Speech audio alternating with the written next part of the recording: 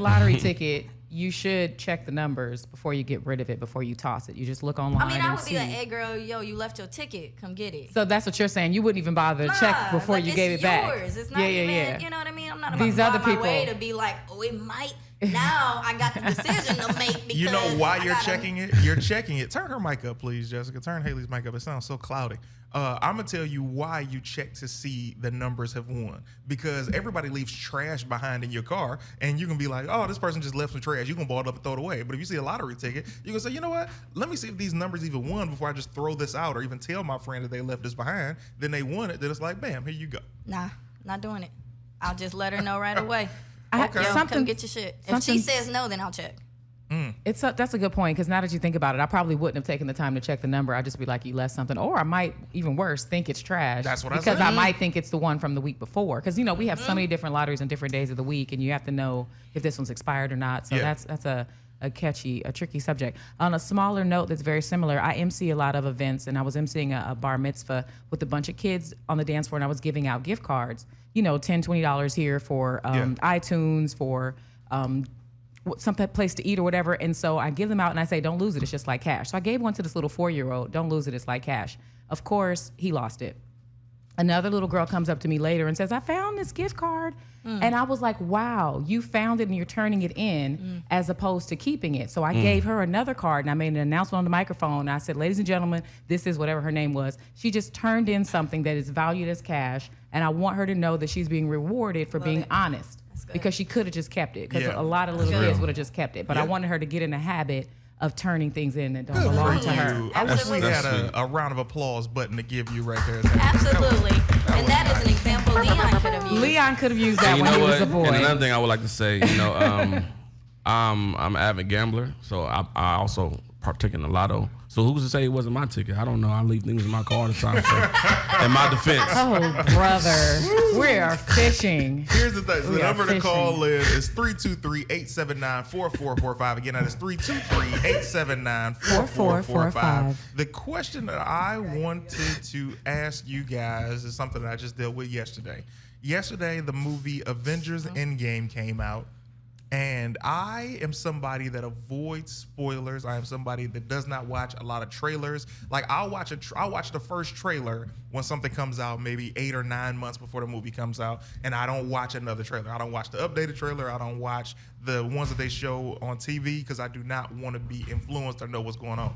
I've avoided everything. I've avoided reviews, early reviews, all of that. And I'm reading my YouTube comments on a video that I posted yesterday. And someone leaked some information, and it angered me to my core. Oh my God! Because it wasn't like, you know, also there's a fight scene with this person. Right. Like they said, what happened?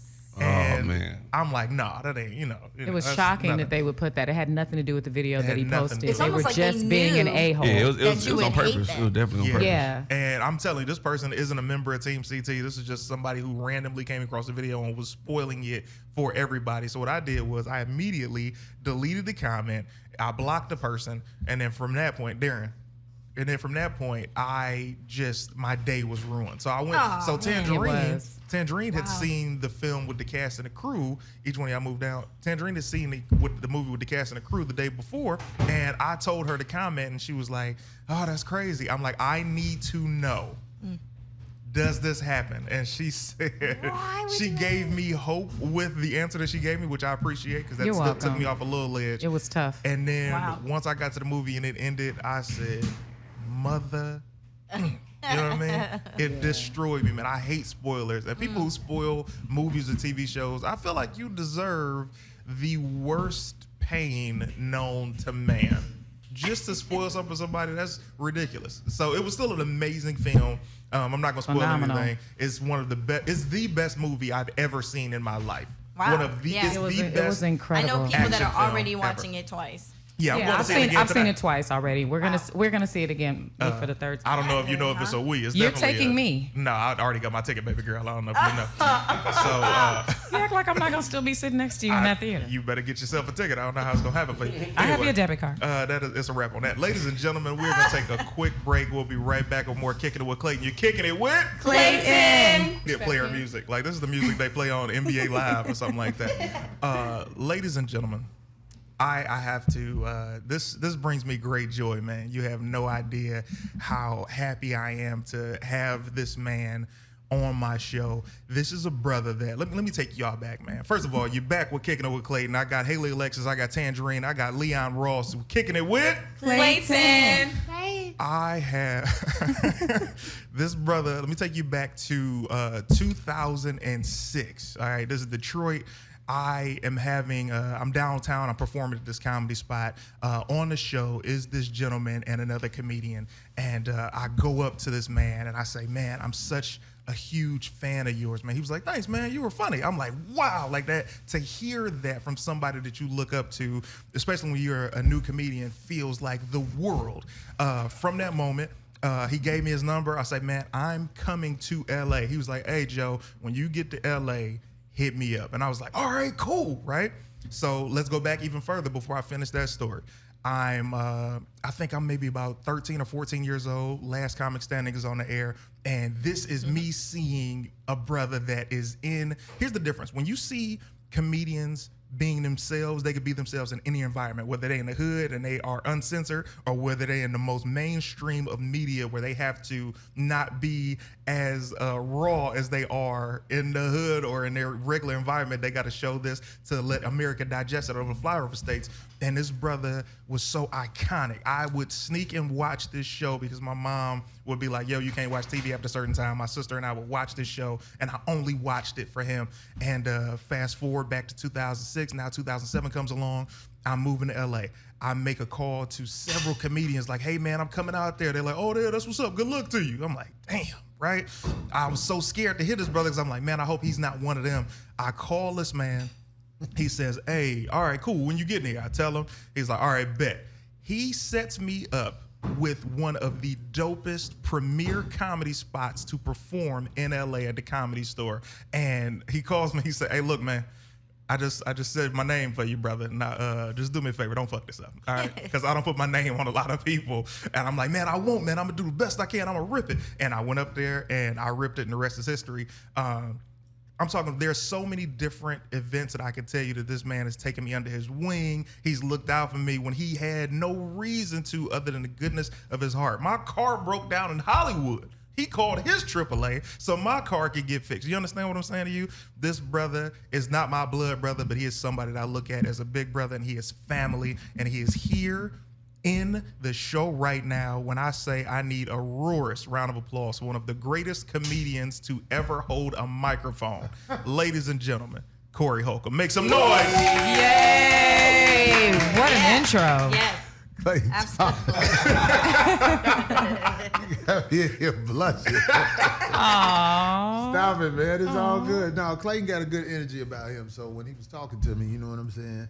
It's one of those things that proves when you put off good energy, you know what I'm saying? It's easier to root for somebody. It's easier to help somebody when they put off good energy. Yeah, you know what I'm saying? So, you know, even though we didn't know each other, I felt the good energy on you, brother. So keep that good energy up. Always, Nice. dude. Man, I told you it was going to be a long-ass intro. That was, yeah. that's the Hella long. longest intro. Man, you deserve it, brother. First and foremost, how's everything going, man? How's your week? Everything is good. I never really complain too much about nothing anyway. You know what I'm saying? So Fix this mic for me, Tange. everything is Gucci. I love that. Haley, give it to me. So, good to see you, man. Hey, Haley, how you doing? I'm good. I don't know how to stop the static. So I want to say, you got a lot of stuff out here right now, right? You got a lot going on. I do stuff. You Mainly so the humble. 5150 show. 5150, what up, y'all? I want to talk 5150. about that. Okay. How did it get started? What made you even get into that? How did it come about?